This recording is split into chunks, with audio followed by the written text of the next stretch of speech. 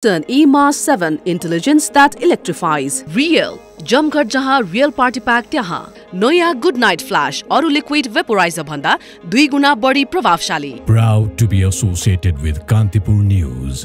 Good evening, I am April Lama and these are the headlines of the hour.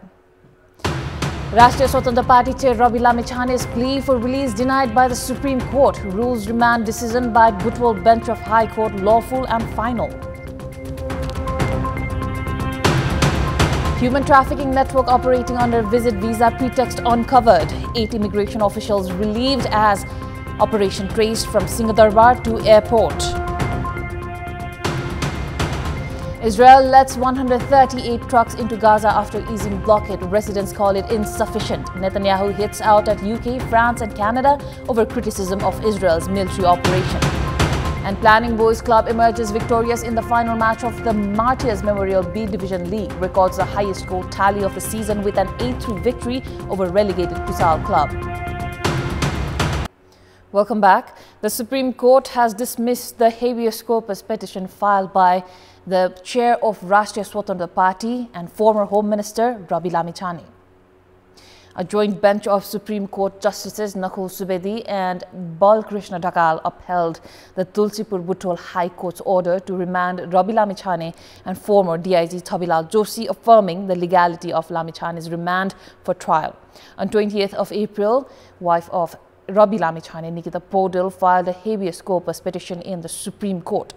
Lamichhane is currently in Rupandehi prison following an order from the Butwal bench of the Tulsipur High Court in connection with the Supreme Cooperative fraud case. Earlier on 26th of January, the Rupandehi District Court had granted him bail of 10 million Nepali rupees.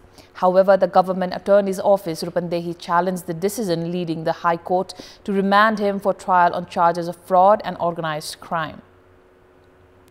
Now, following allegations of involvement in human trafficking, 8 staff members of the Immigration Office at Trivandrum International Airport have been relieved of their duties. The Commission for the Investigation of Abuse of Authority (CIAA) has launched an inquiry against Joint Secretary Tirtharaj Bhatrai over allegations of facilitating the illegal migration of Nepali citizens on visit visas in coordination with human trafficking networks. As part of the investigation, 8 staff members from the Immigration Office at Trivandrum International Airport have been transferred. The Ministry of Home Affairs confirmed the transfer of 3 non-gazetted officers, 1 assistant computer operator and 4 computer operators, following indications of irregularities in the issuance of visit visas. The CIAA has taken Bhatrai into custody and is examining electronic devices, including computers and mobile phones seized from the airport immigration office. The investigation is based on complaints that individuals were charged between 20,000 and 40,000 Nepali rupees per person to facilitate their travel abroad, including to destinations such as Dubai. Authorities are also extending the probe to other officials linked to the case. Stakeholders have emphasized the need for increased transparency and stricter regulations, including public disclosure of the assets of staff deployed at high-risk points such as international airports. There are also claims that human trafficking operations are being carried out through coordinated effort involving political figures and diplomatic channels.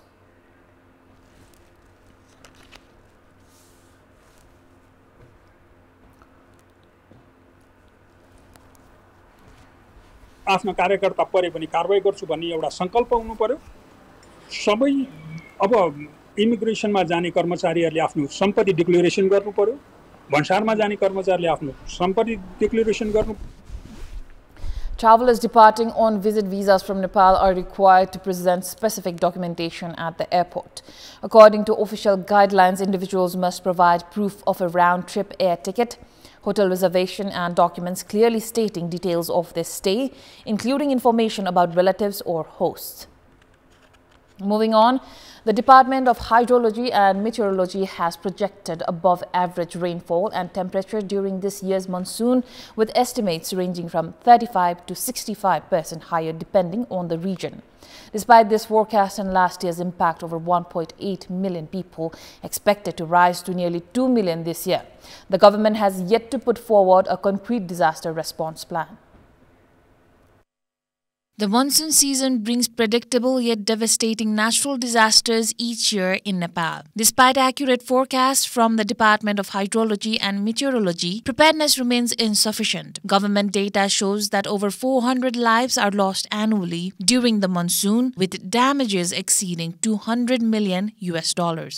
यो वर्षको monsoon प्रतिकार योजनाहरु तयार पार्दै छौं उहाँहरुको सल्लाह समन्वयमा काम भइरहेछ। पोहोर साल भन्दा फरक हामी के खोज्दै छौं अहिले भने मात्रै सरकारी क्षेत्रलाई प्रयोग नगरेर केही मात्रामा निजी क्षेत्रलाई को प्रयोग पनि बढाउन सकिन्छ कि।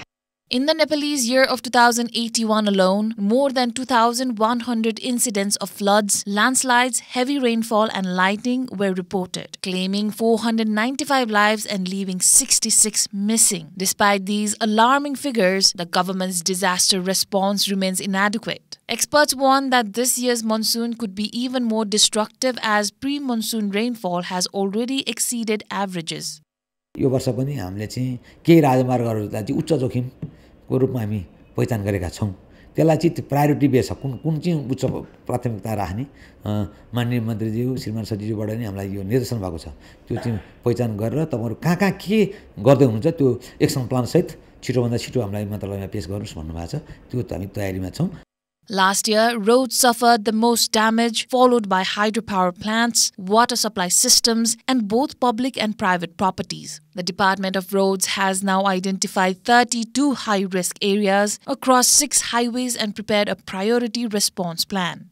अब हामीले नयाँ तरिकाले थ्रेशोल्डको परिभाषित गर्दै सूचना र सञ्चार पनि त्यही तरिकाले गर्न सक्यो भनेपछि पूर्व सूचना प्रणालीको थ्योरीले सिद्धान्तले के भन्छ भने 24 घण्टा अगाडि मात्रै हामीले पूर्व सूचना दिन सक्यौं भनेपछि 30 देखि 40% हानि नोक्सानी रोक्न सकिन्छ भन्ने छ भने एक हप्ता अगाडि दिन सक्यौं भनेपछि धेरै नै हानि नोक्सानी हामी रोक्न सक्छौं। त्यो हिसाबले काम गर्नुपर्छ भन्ने चाहिँ हो।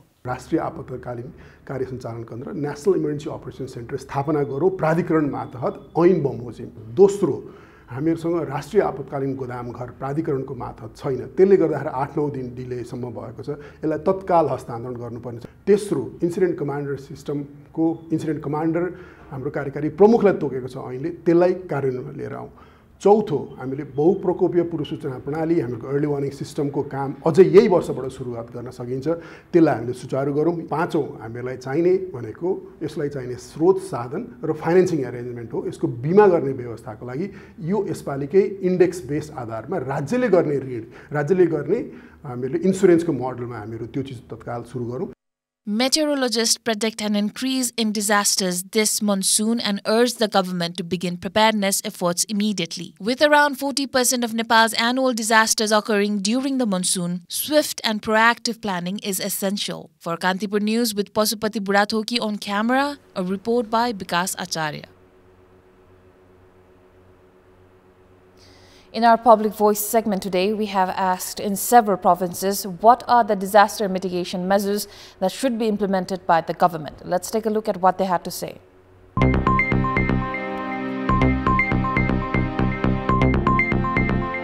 बस्ती बसाल्न योग्य ठाउँमा चाहिँ बस्तीको लागि तय गरिराख्ने, विपदका क्षेत्रहरू के हुन् त्यसको पहिचान गर्ने र त्यसको निदानका लागि गर्नुपर्ने तयारीका कुराहरू थालनी गर्नुपर्छ। वातावरणलाई चाहिँ एकदम जोगाउनु पर्छ।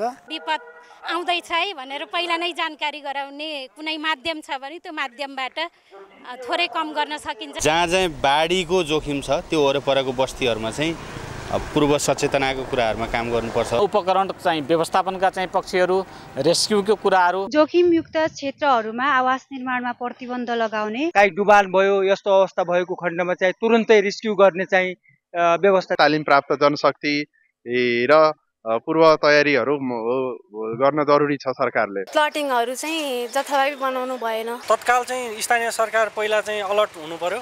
रुखहरू काट्दिने त्यो गर्नु भएन। प्रहरी, नेपाली सेना, सशस्त्र लगायत यहाँ भएको रेड क्रस, त्यसपछि यो राजनीतिक दलका भातृ संगठनहरू जो छन् तिनीहरूलाई पनि हाई अलर्टमा राख्ने।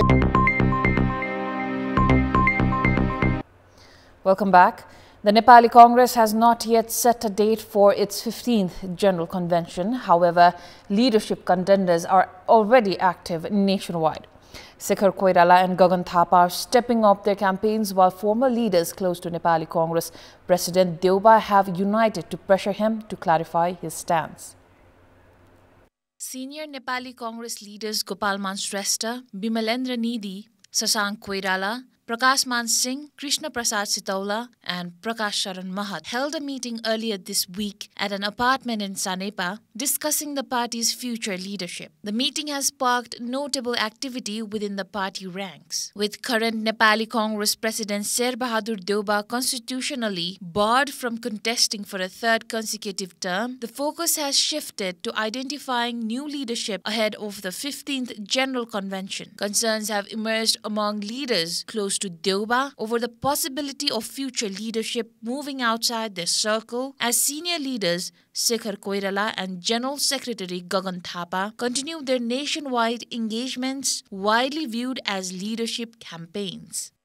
उहाँलाई के हामीले वार्निङ गर्यौं अब तपाईको पालो सकियो अब म लड्दिन भनेर तपाई के अब के अलगिएर बस्न पाउनुहुन्न यो त के पार्टी हो यो पार्टीमा के भनेदेखि तपाईले के आफ्नो उत्तराधिकारी आफ्नो के भने आफ्नो मध्ये साथी मध्येमा के उत्तराधिकारी अब 15 मा तपाई 14 मा के दुईतिरी लगातार भइसकेको हुनाले 15 मा तपाईलाई विधानले लड्न दिदैन त्यसले गर्दा हामी मध्येको साथीलाई के भनेदेखि तपाईले के भने अग्रसरता के तपाईको अग्रसरतामा त्यो साथीलाई उत्तराधिकारी घोषणा गरेर त्यो साथीलाई अगाडि बढाएर त्यो साथीलाई जिताएर मात्रै तपाईले विश्राम लिन पाउनुहुन्छ.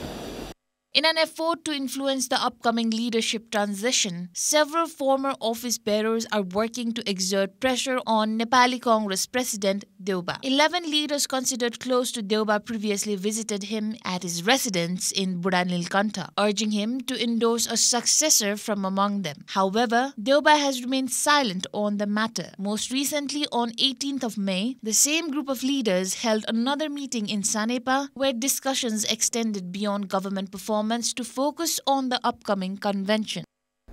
सबै उम्मेदवारहरूलाई बोलाएर तपाईहरु मध्ये कोही एकजना आउनुस् सहमतिको साथ र निर्विरोध हुनुस् भनेर भन्नुभयो त्यो वातावरण बनाउन सक्यो भने सबभन्दा राम्रो हुन्छ.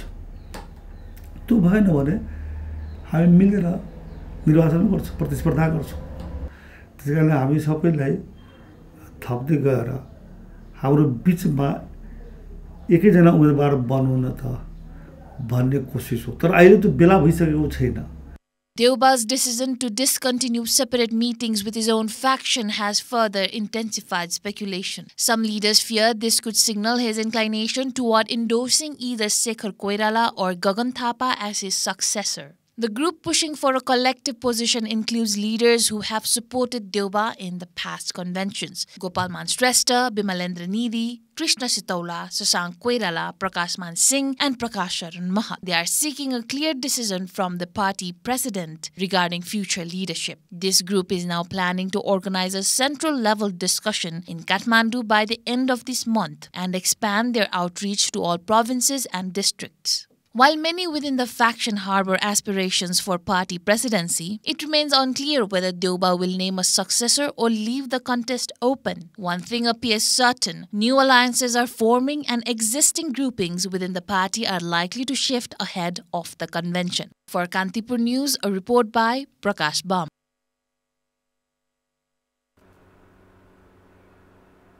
It is time for our segment Public Pulse, where you text us with your opinion. Public Pulse.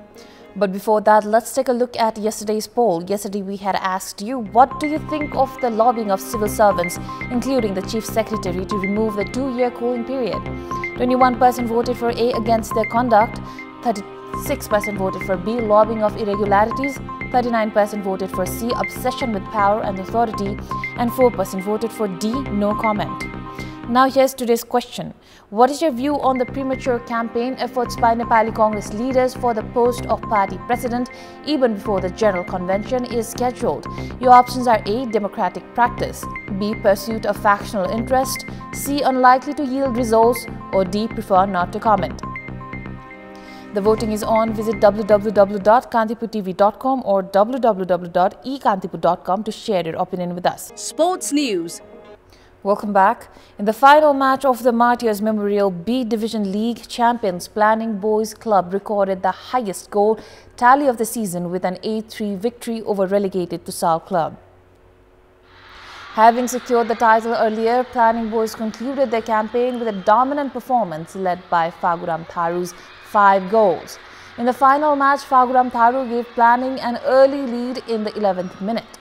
After Tusal's Sujan Maji equalized in the 22nd, Phaguram responded with goals in the 24th, 29th, 39th and the first half injury time, putting Planning ahead 5-1 at the break.